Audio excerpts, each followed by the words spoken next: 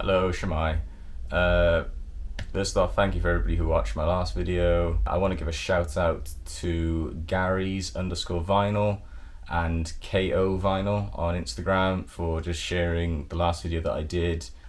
So I just want to run over some vinyl records that I bought building up to Record Store Day because, I went completely against everything that I said originally, which was I'm going to save up for Record Store Day because I got, a biggish list. I ended up buying a load of other records prior to the day, including probably one of my biggest purchases literally the day before Record Store Day. But I'll get into all of these now. First one up is a 12-inch record, Lewis Capaldi, Breach. I like Lewis Capaldi. I saw this on Amazon and it was literally a $5. So I was just like, well, it would be a shame not to, you know what I mean? Like, I like his music. This is literally a $5. When I was placing the order, it was for a larger order, so I didn't have to pay any shipping. So I just saw, well, technically I can just count this record as my shipping costs that I would have had if I hadn't have ordered over £20. But yeah, haven't actually listened to many of the songs on this other than the ones that are on his other album. So yeah, I'm looking forward to getting into this record. But yeah, Lewis Capaldi, Breach is the first one.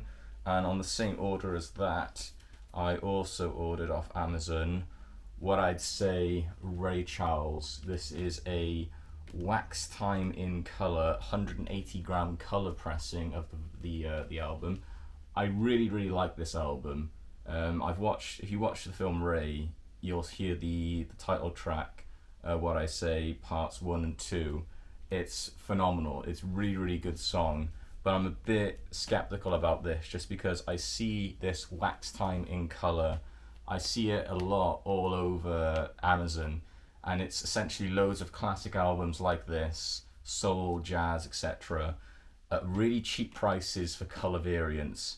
And I always get a little bit skeptical when it's as cheap as it is, because with vinyl it's the same as anything else, you pay for what you get. So I haven't opened this yet, I haven't listened to it yet. I am going to essentially use this as like a test to do a full review on wax time in color, because as I said, I'm a bit skeptical of it. I already have some opinions that I'm gonna wait until I do that video for. But yeah, in terms of the actual album itself, if you haven't heard it, go check it out on Spotify or Apple Music or whatever. It's absolutely great. It's Ray Charles and he's phenomenal. And then in that same order, and this was the main thing that I ordered with everything really, was this Eminem Music to Be Murdered By B-Side Deluxe Edition. This is I'm calling it Steel Knife Grey vinyl. I don't actually think I've opened this one yet either. No, have I? No, I haven't. Well, I'll open it now because I am going to listen to this ASAP because I've got my tone sorted now as well, which has bugged me for a little while. But this is Music to Be Murdered By. I love this album. I absolutely love it. Both the first lot of tracks and the second lot of tracks. A lot of people said they didn't like the second lot because it was just a cheap way of selling more copies of the first album. I don't give a crap. I don't care about vinyl sales. I don't care if an artist is trying to, earn some extra bucks on another thing. This is practically the price of what some artists are charging for one LP, and you get 2 LPs in it. So that doesn't bother me in any way whatsoever. What I care about is the content of the music, and I love this. Like, I can always remember the first time I listened to Music to Be Murdered By A-Side. First thing I did, I listened to a couple of the title tracks that I was like quite interested in what they were going to be, and then I went away, listened to the actual sampled album, so the Alfred Hitchcock's Music to Be Murdered By, and I was listening to that and I was just like, oh, this is amazing. I can't wait to hear all the different samples from this that's in the album that I haven't heard yet. And then I went back to listening to Music to Be Murdered By, and I did think to myself at the time, there's so many more samples, there's so many more tracks in this album that he could be sampling from. And then he came and went with a whole second album based off of it, and I loved it. And I got this copy of it as well, so I got 2 copies of it. This one is the store exclusive one on red vinyl. This one hasn't been opened yet either. I don't tend to open my records until I start playing them. But I'm not going to open this one just because I've opened the other one. I'm probably going to play that one, keep this one sealed until I've worn that one down to its last use, and then open up this one at some point in the future. But that one, I mean, web store exclusive red vinyl, I'll put a picture of it up now just so you can have a look at it. Like, it's just so good.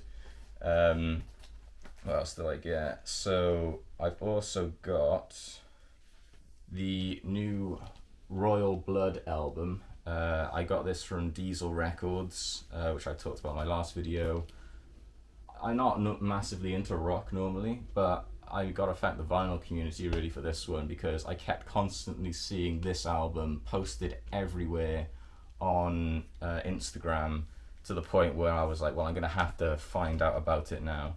And yeah, I love this album. There's some unbelievable tracks on here. I would highly recommend. My favourite track on the album by far is Boilermaker. I absolutely love that track. It is phenomenal. That's one of the tracks that I was listening to. I think I listened to it at least twice on the ride down to Record Store Day on my bike. It's just a great track. I also like Limbo.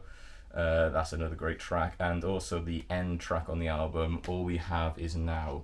And I'm not sure if people are going to hate me for saying this, because Coldplay gets a lot of hate as a band, and that last track for me just reminds me of like old school Coldplay, kind of like, you know, XY album, Parachutes. You know, all it's missing is Chris Martin's vocals on the album. For me, that last track, and it just sounds like it's a song from a Coldplay album, which for me is a massive positive, because I love old school Coldplay. Yeah, so love this album, this thing, and this, again, I haven't opened it yet, but I'll open it now. So this should be on. There we go.